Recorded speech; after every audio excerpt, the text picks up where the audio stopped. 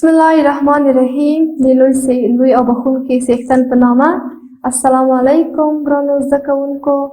هیله یم چې ټول مو جوړ روغ او د خپلو ګرانو کورنیو سره خوشحال او ارام اوسئ. ګرانو زده کوونکو، نن راځو موږ په خپل لوست باندې. زموږ لوست څه ده؟ اسلامي ښوونه او روزنه. لومړی ټولګی ده. عنوان څه ده؟ عنوان د طیبې کلمه.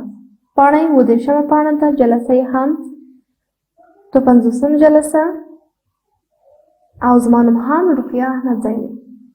ګرانو زده کوونکو، مخکې له دې چې زه خپل نوی لوست پیل کړم، تاسو ته نوی لوست پیل کړم، نو زه غواړم چې یو ځلې د تېر لوست څخه یو یادونه وکړم. ښه نو ګرانو زده کوونکو، زموږ تېر لوست څه و؟ تاسو پوهېږئ؟ چاپیات پاتې دي؟ آفرین. زموږ تېر لوست د طیبې کلمه وه. زموږ تېر لوست څه و؟ د طیبې کلمه. د طیبې کلمه کومه کلمه وه ګرانو زده کوونکو؟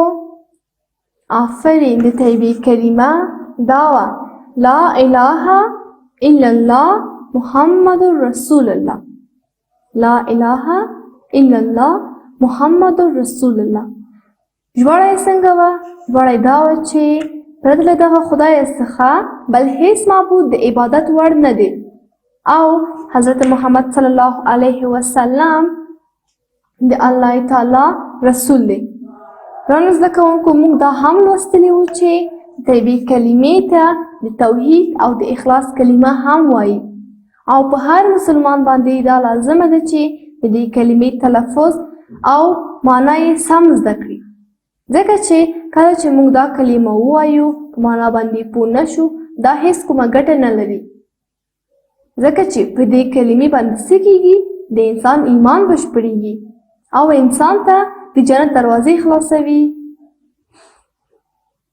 او پرته له دې نه ګرانو زده کوونکو، موږ دا هم لوستلي وو چې لا اله الا الله یعنې محمد رسول الله د دې شرطونه باید موږ ټول ومنو.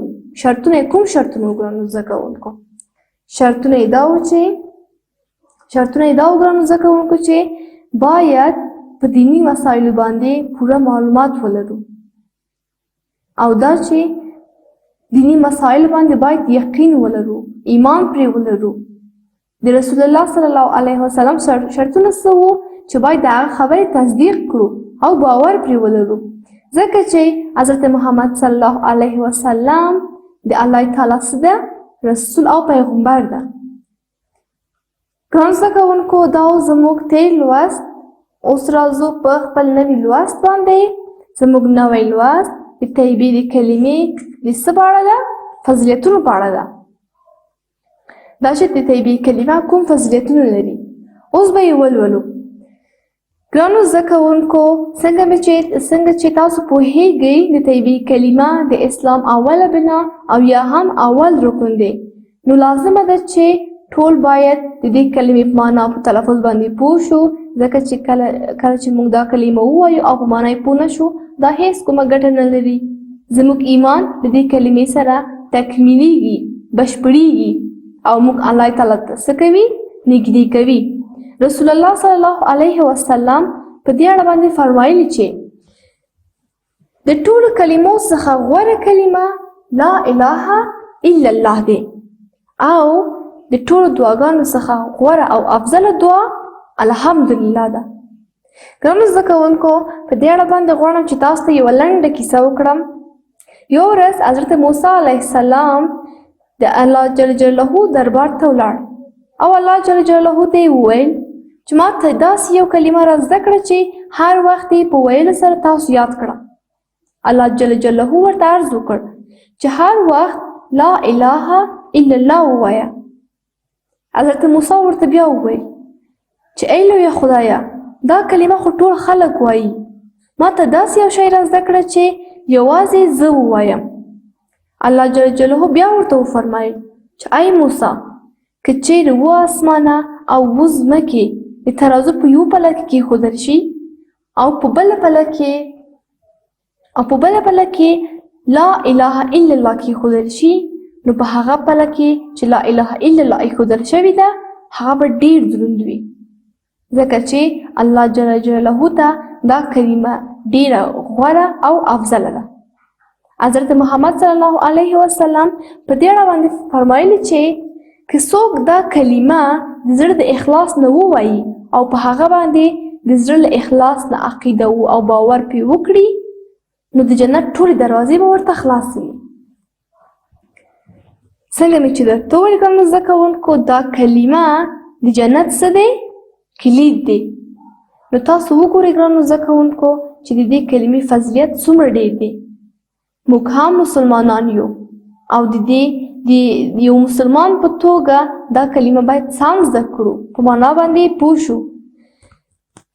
ګرانو زده کوونکو بیا هم یو ځل تاسو زه تکراروم، د طیبې کلمه د اسلام څومره رکن ده؟ تاسو ماته ویلی شئ؟ آفرین، د طیبې کلمه د اسلام اول رکن دی. پر ټولو مسلمانانو باندې لازمه ده چې تلفظ یې سم زده کړي، سم یې ولولي، ځکه چې الله جل جلاله ویلي دي دا کلمه د جنت کلید دی. دا کلمه څه کوي؟ موږ الله جل جلاله ته نږدې کوي. الله جل جلاله ته تر ټولو غوره او افضله کلمه کومه کلمه ده؟ دا کلمه ده د طیبې کلمه. ګرانو زده کوونکو تلفظ سم زده کړئ، سمه ده؟ ترجمه معنی هم سم زده کړئ. یو ځل یې درته تکراروم، د طیبې کلمه دا ده: لا اله الا الله محمد رسول الله. د طیبې کلمه کومه کلمه ده؟ دې لپاره چې سم زده کړئ ما بیا راواخیست او بیا زه درته تکراروم ځکه چې سم زده کړئ. لا اله الا الله محمد رسول الله. تلفظ سم زده کړئ ښه ګرانو زده کوونکو. بیا یې هم درته لولم یو ځلې: لا اله الا الله محمد رسول الله. معنا یې څه ده؟ معنا یې دا ده چې پرته له دغه خدایه څخه بل هیڅ معبود د عبادت وړ نه دی. حضرت محمد صلی الله علیه وسلم د الله جل جلاله څه دی؟ رسول دی. هو ګرانو زده کوونکو، بېشکه چې پرته له خدای څخه بل هیڅ معبود د عبادت وړ نه دی. دا کلمه هم د الله جل جلاله یووالی موږ ته ثابتوي. الله جل جلاله له پرته څخه بل هیڅ معبود د عبادت وړ نه دی. یوازې او یوازې الله جل جلاله د عبادت وړ دی. یوازې او یوازې موږ باید څه وکړو؟ الله جل جلاله ته عبادت وکړو، ځکه چې الله جل جلاله زموږ خالق، زموږ پروردګار دی. موږ یې خلق کړي یو، دا نړۍ خلق کړې ده، ځمکه، آسمان، ستوري، لمر، دا هر څه یې خلق کړي دي. د څه لپاره؟ تر څو چې موږ د الله جل جلاله عبادت وکړو. نو پرته له الله جل جلاله نه بل هیڅ څوک د عبادت وړ نه ده. یوازې او یوازې الله جل جلاله ده. موږ ټول د الله جل جلاله بندگان یو او په الله جل جلاله باندې باور لرو، ایمان لرو. ګرانو زده کوونکو، تاسو باید د دې کلمې تلفظ سم زده کړئ، ځکه چې دا کلمه موږ الله جل جلاله ته ورنږدې کوي. دا کلمه موږ څه کوي؟ موږ ته د جنت لارې خلاصوي. دا کلمه د جنت کلید ده. څو ځلې تاسو ځان سره تکرار کړئ، څو ځلې ولولئ. هر وخت که ستونزه مو پکې لرله نو د مور او د پلار څخه مو پوښتنه وکړئ او ښه یې زده کړئ، مقصد یې زده کړئ، ترجمه یې هم زده کړئ. ګرانو زده کوونکو، د دې لپاره چې تاسو دا درس ښه زده کړئ، تاسو څو سوالونه دي، راځئ چې هغه سوالونه موږ ځواب ورته ولیکو. څنګه چې ګورئ 3 پوښتنې دي. دا 3 پوښتنې د دې درس مربوط کیږي. دې لپاره چې سم زده کړئ، زه غواړم چې یو ځل یې درته حل کړم. څنګه چې درته حلومه، ځوابونه یې لیکم، تاسو هم په همدغه توګه باندې دغه خپل کتابچو کې ولیکئ او څه یې کړئ؟ تکرار یې کړئ، څو ځلې تکرار کړئ تر څو چې زده شي. لومړۍ پوښتنه ګرانو زده کوونکو د ارزونې په برخه کې څه ده؟ دا ده چې وایي د طیبې کلمه د اسلام څومره بنا ده؟ څومره بنا ده؟ تاسو ته مې ویلي وو که نه ګرانو زده کوونکو؟ د طیبې کلمه د اسلام څومره بنا ده؟ د اسلام اوله بنا ده. ځواب یې دا ده. د طیبې کلمه د اسلام اوله بنا ده. څومره بنا ده طیبې کلمه د اسلام؟ آفرین کړو زده کوونکو. طیبې کلمه د اسلام لومړۍ یا هم اوله بنا ده. دلته لیکلي د طیبې کلمه معنا، د طیبې کلمې معنا ووایي. په دویمه پوښتنه کې داسې راغلي چې د طیبې کلمه معنا ووایي. د طیبې کلمې معنا څه ده؟ آفرین. د طیبې کلمې معنا دا ده چې وایي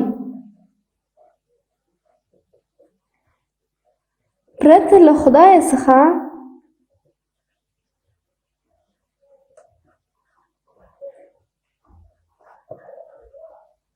بل هیڅ معبود د عبادت وړ نه دی.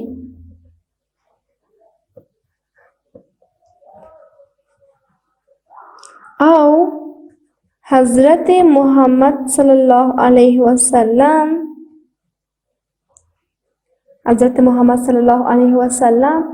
د الله جل جلاله رسول دی. د طیبې کلمې معنا څه ده؟ طیبې کلمې معنا دا ده چې وایي پرته له خدای څخه بل هیڅ معبود د عبادت وړ نه دی او حضرت محمد صلی الله علیه وسلم د الله جل جلاله رسول دی. ښه نو ګرانو زده کوونکو، راځو درېیمه پوښتنې ته. په درېیمه پوښتنه کې څه لیکل سوي؟ وایي چې د طیبې کلمه کوم فضیلتونه لري؟ کوم فضیلتونه یې لرل؟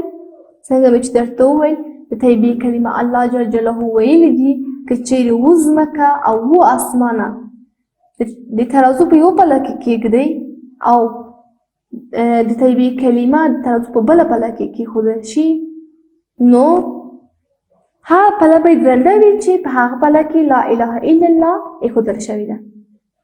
او دا کلمه څه کوي؟ مونږ الله جل جلاله ته نږدې کوي، د جنت ټول دروازې موږ ته خلاصوي. دا کلمه د جنت کلید دی. اوس به ځواب څه ولیکو؟ ځواب به یې لنډ ولیکو. د طیبې کلمه د جنت کلید دی. خاصیت دا ده چې د جنت ټول دروازې موږ ته خلاصوي. که چیرې موږ پرې باور ولرو، یقین پرې ولرو، نو الله جل جلاله موږ ته جنت ټولې دروازې را خلاصوي. ښه نو ګرانو زده کوونکو، دا زموږ د نن ورځې لوست. هیله یم چې ښه مو زده کړی وي. تر بیا راتلونکي لوست پورې ګرانو زده کوونکو تاسې په لوی او بښونکي خدای باندې سپارم. الله مو مل شه. خدای پامان.